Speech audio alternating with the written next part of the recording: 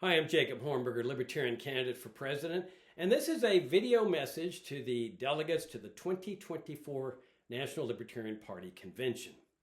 As I'm sure you all know by now, the Libertarian Party hierarchy has instituted a fundraising scheme by which they say that they will permit only 5 presidential candidates in the race to address the convention in the presidential debate at the convention. And those 5 are the ones who generate the most amount of money in donations to the Libertarian Party. I have been very displeased with how the party hierarchy has led our party for the last 3 years. And they know that I cannot in good conscience support their fundraising scheme. And I cannot in good conscience ask other people to do something that I'm not willing to do. And so under their rules, I'm precluded from sharing my perspectives with you at this debate. But I want you to know that I'm fighting for this nomination, despite what they've done here, as hard as I have since I announced my candidacy in February of last year. It is my conviction that every single candidate that's been fighting for this nomination, going from convention to state convention to state convention over the past several months, has earned the right to share his perspectives with you at that convention. But I don't make the rules. They make the rules. But I wanted to come up with this video message, and I'm hoping you take the time to watch it, because it'll summarize what I would have said had I been permitted by the party hierarchy to participate in that debate. We've lived our entire lives as serfs, especially under the 2 massive infringements on our freedom, the welfare state and the warfare state, along with many others like the drug war. And it is my contention that if we're going to achieve freedom, which is what we're all striving for in this party, we have to dismantle infringements on freedom. If all we do is reform or improve the infringements on freedom under which we live, then all we've done is acquiesce to our lives as welfare warfare state serfs. And we live passively as serfs rather than achieve freedom. And that's one of my objections to the message that has come to define our party for the last 20 years in our presidential campaigns, and the message that is put out by the party hierarchy. It is not a message of freedom. It's a message of reform of welfare warfare state programs. If you take, for example, Social Security, this is the crown jewel of American socialism. The message we've been putting out is, we have to continue this socialist program. At the South Carolina debate, my opponents took me to task and said I lack care and compassion because I want to dismantle socialism immediately. They're saying we need to continue socialism for at least 1 generation. And they said otherwise people would be dying in the streets. This is pure nonsense. For one thing, care and compassion does not come through the initiation of force. And that's what Social Security is based on. The IRS forcibly taking money from one group of people and giving it to another group of people. There is no fund. There never has been a fund. It's not a retirement account. That's not genuine care and compassion. Genuine care and compassion comes from the willing heart of the individual, not the gun of an IRS agent. Children and grandchildren honoring mother and father on a purely voluntary basis. The churches are filled with faith-filled people. They're always willing to help out others. Charitable foundations. What we need to do is lead America to freedom by restoring faith in freedom and voluntary charity. America lived without socialism for more than 100 years, and there was the greatest outburst of voluntary charity that mankind has ever seen. Medicare and Medicaid destroyed what had been the finest healthcare system in history. Prices were so low when I was a kid, before these socialist programs came into existence, that nobody needed major medical insurance. The prices were so low and stable for healthcare that it was like going to the grocery store. And then Medicare and Medicaid come into existence and destroy this whole system. In fact, before these socialist programs, doctors and hospitals handled the poor and the needy, the elderly, on a purely voluntary basis. That, again, is what genuine charity is all about. So then you get this massive demand on the system with these socialist programs. That's when healthcare costs start soaring. That's the root of the healthcare crisis. And yet the message we've been putting out, including right now, my opponents in this race support the continuation of Medicare and Medicaid. They think that if you just got rid of Obamacare, everything would be good. And so they advocate health savings accounts or direct medical care that leave this socialist system intact. It'll never work. There will always be a healthcare crisis so long as you have this malignant cancer of healthcare, of Medicare and Medicaid on the body politic. We need to lead America. Leadership means standing for what's right. We need to lead America in advocating the repeal of these socialist programs. And then there's education. This is one of my biggest disappointments with the party hierarchy, along with recruiting Republicans to come into our party and run as Republican-light candidates and calling them libertarians. In the area of education, they do fundraising drives advocating school vouchers, which are a Republican position. They get speakers advocating school vouchers. They now are raising money to help run libertarians for school boards to take over the school boards. And that's a position of all my opponents in this race. Either school vouchers or take over the government school system and show Americans that we can run socialism better than Democrats and Republicans. This is a disaster. We're supposed to be leading America to freedom, not in some direction that's going to make socialism work more efficiently. School vouchers take money from one group of people and give it to another group of people. Direct violation of our non-aggression principle, the most important principle in our philosophy, direct violation of our pledge. We need to lead America out of this educational morass. Public schooling is like Army light, regimentation, indoctrination, destroying people's love of learning. The only solution is the separation of school and state entirely. Get government entirely out of education. And then there's immigration controls, which all of my opponents favor. It's the defining message of the Libertarian Party hierarchy. They're trying fiercely to move the Libertarian Party away from its long-standing support of open borders and join the Republicans in support of this socialist program. And it is a socialist program. It's based on the socialist principle of central planning. That's why you've had what Ludwig von Mises called planned chaos for 100 years. I've seen the system. I grew up under it. I lived on the border for almost half my life. And it comes with crises, perpetual chaos, death, suffering, kidnappings, rapes, a massive police state, highway checkpoints, warrantless searches, a Berlin Wall, eminent domain stealing of people's property, concertina wire, separating children from their parents. It's horrific. And my opponents in the party hierarchy say, oh no, Jacob, this is a big vote getter. This is pure nonsense. If it's a big vote getter, then how can we only get 1.1% in the presidential race 3 years ago?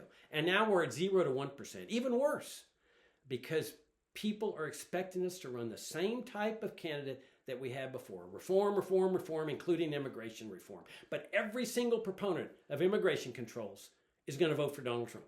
Or Bobby Kennedy, who's on the same page. Or Joe Biden, who's on the same page. They're not going to waste their vote on a libertarian. Now, take what I'm proposing.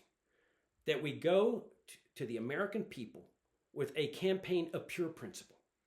Just pure libertarian principles. You see, this is a war. It's a war for our freedom. And if freedom were easy to achieve, everybody in history would have had it. But they didn't have it. We have to fight for it. And what do we fight with? We fight with our weapons. I've said throughout this campaign, our principles are our greatest asset. For 20 years, it's been inculcated in this party that our principles are liabilities, they're an albatross, they're a negative, they can't garner votes. Well, that's because they're thinking about Republicans, because that's always the target audience. Republicans, the party of Ron Paul, the party of Ron Paul. Ron was a Republican when that big surge of votes came in. Republicans are never going to vote for libertarians. It's been a fantasy since day one. What I'm saying, restore the brand of principled libertarianism. Separate school and state, healthcare in the state, education in the state, economy in the state. Dismantle the national security state. Restore a limited government republic with a basic military force. Bring all the troops home. Discharge them. Dismantle the military empire of foreign military bases. Repeal Social Security, Medicare, and all other socialist programs immediately. In other words, build your house on rock. Right now it's built on sand. They've got Donald Trump over here who they're extolling and being obsequious and subservient and servile to, because they're already looking beyond November. They know that we're just going to get the 0 to 1%. They're already looking beyond. And they're saying, oh, he would be a better president than Biden. He wouldn't be any different from Biden. There's no difference between a Republican and a Democrat. They both are oppressors. They are both the destroyers of our freedom. They are the enemies of our freedom. And that includes Bobby Kennedy Jr., a big welfare warfare state advocate. He praises communist China, communist Cuba. It includes Donald Trump, the man who refused to pardon Julian Assange, Edward Snowden, and Ross Ulbricht, even while he was pardoning his personal cronies because the national security state wouldn't let him do it. And then both Biden and Trump refused to release the the CIA's secret assassination records relating to its assassination of President Kennedy. They all three support the drug war. They are the enemies of freedom, and they are the people we're running against. They are not our partners. They are not our allies. They are our opponents, and we need to take the battle directly to them. And we do that with our principles. This is how we fight. We build our house on rock, and then we go on the attack against these people. And we stay on the offensive. The minute we compromise any of our principles, we have fallen back and weakened our position. And we go back tending toward acquiescence to our serfdom. We have to stay on the offensive. And we've got this opportunity in immigration to break through their lines, to break through enemy lines, and take to the voters with different groups of people targeting this message of principle, including open borders. Migrant families, they have to be horrified by what's going on the border. Those are our voters. The media is reporting that close to 50% of Hispanics are now going to vote for Trump. They don't need to. If they know there's a viable alternative of open borders, and I can make that case, the religious case, the moral case, the economic case. I published a book 30 years ago, The Case for Free Trade and Open Immigration. We can garner 20% of the Hispanic vote. That's 6 million votes right there.